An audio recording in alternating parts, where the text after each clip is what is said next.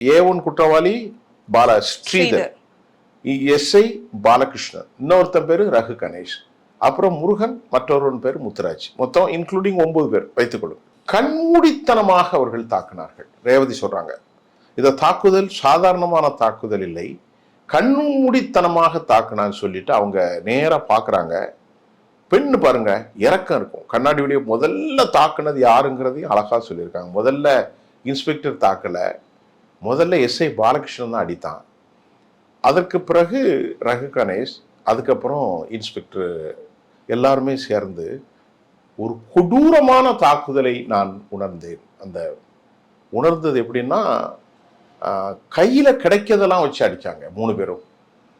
கம்பு, லத்தி, பாலு, காலு, தலை, முகம், அப்புறம் அவங்களுடைய மர்மஸ்தானம், பிறப்புறுப்பு எல்லாவற்றையும் காலை வச்சு ஷூ வச்சு அடி அடி அடி, ஒரு கொடூரமான அடி.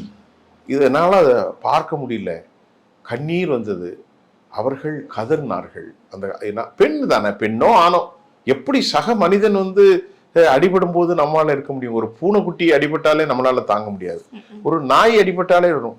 ஒரு தந்தை, 58 வயசு தந்தை 32 வயசு பிள்ளைகளை போட்டு அடிக்கும்போது இந்த சம்பவம் உண்மையிலேயே யாராலும், அந்த பெண் கதறுகிறாள், நான் எட்டி பார்த்தேன் ஐயா, உடனே அந்த சத்தத்தை கேட்டு அடுத்த முறை பார்த்தேன். எனக்கு அந்த அந்த அந்த ரேவதிக்கு தம்பிய முறை தான் இருக்கும். அந்த பையன் பெனிக்ஸ், சின்ன பையன்,